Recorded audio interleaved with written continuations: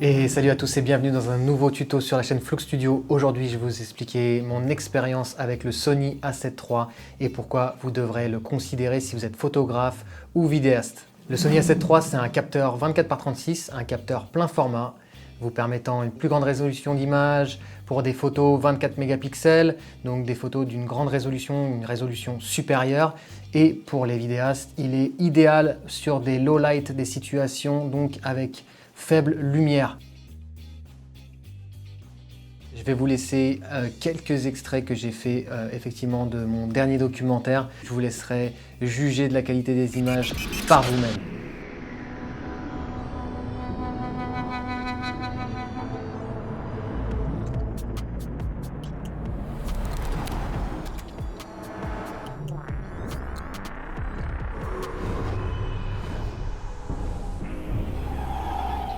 Un point super important pour moi, c'est la batterie. Quand je pars en tournage ou faire des photos toute la journée, j'ai besoin d'avoir une batterie super performante et le Sony A7 III a répondu vraiment à cette attente-là. Donc pour ce qui est de l'autonomie, vous n'aurez aucun problème avec le Sony A7 III. C'est vrai que ce sont des batteries très performantes. Son troisième avantage pour moi, c'est le fait que ce soit vraiment un boîtier hybride. Qu'est-ce que j'entends par là? C'est un boîtier aussi performant en photo qu'en vidéo. Donc si vous êtes une personne qui aime beaucoup faire des photos, mais également des prises de vue, des images et des vidéos, c'est le boîtier selon moi qui est plutôt parfait. Au-delà de sa très bonne autonomie et de sa qualité d'image, il est aussi très performant dans sa stabilisation.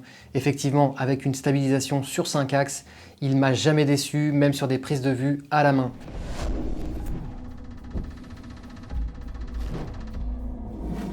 Et effectivement, on a aussi la confiance Sony sur l'autofocus. Si vous faites des mariages, si vous faites des vidéos de sport ou tout autre genre de vidéo, l'autofocus est très fiable.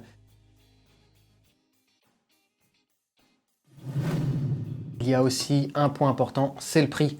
Quand on achète sa première caméra ou une caméra pour faire du travail professionnel ou de passion, il faut penser toujours au budget. Avec des nouveaux modèles qui ont vu la sortie comme l'A7S III, on a la chance maintenant d'avoir un boîtier comme celui-ci qui a fortement baissé en termes de prix. Je vous ai mis d'ailleurs un lien affilié Amazon dans la description, ça vous permettra de trouver le produit directement.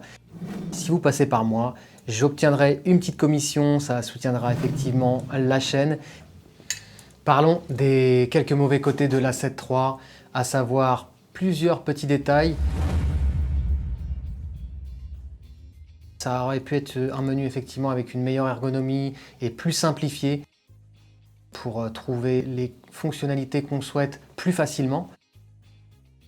Donc ça, c'est vrai que c'est quelque chose qui m'a un peu perturbé au début par rapport au menu, par exemple, des appareils de type Canon. Donc c'est pas hyper ergonomique, ça on le sait. La solution pour moi, c'est de customiser ces boutons. Donc là, vous avez les boutons C1, C2, C3, C4 que vous pouvez customiser. Il vous amènera à une facilité d'utilisation de ce boîtier. C'est vrai que la customisation de tous ces boutons-là, ce sera peut-être la chose la plus simple à faire et vous permettra un accès direct aux fonctions que vous allez utiliser le plus régulièrement. On n'a pas d'écran qui va se retourner pour, par exemple, si vous faites un enregistrement ou vous faites une vidéo YouTube, vous ne pouvez pas vous voir. En l'occurrence, il y a toujours des parades à chaque problème. Donc, par exemple, si vous avez sur cette configuration-là votre écran qui vous gêne, vous pouvez penser à acheter un moniteur externe. Donc ça, c'est une bonne chose, sachant que vous pouvez maintenant trouver des moniteurs externes à très faible coût. Et oui, après, effectivement, pour les personnes aussi qui souhaitent brancher un câble HDMI, on est sur un port mini HDMI.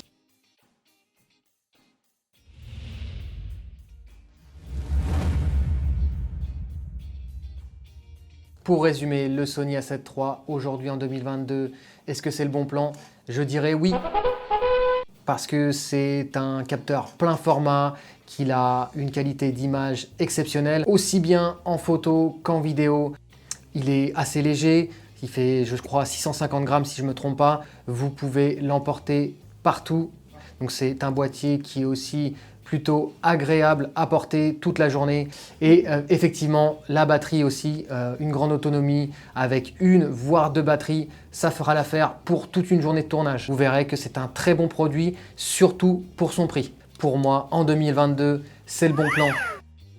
J'espère que la vidéo vous a informé avant tout, qu'elle vous a permis de prendre plus de connaissances sur ce boîtier qu'on connaît déjà très bien, mais pourquoi pas vous y intéresser si vous avez envie d'acheter un plein format aujourd'hui, aussi bien pour de la photo que de la vidéo. En attendant, je vous souhaite une très bonne journée et je vous dis à très bientôt sur la chaine Flux Studio pour des nouveaux tutos.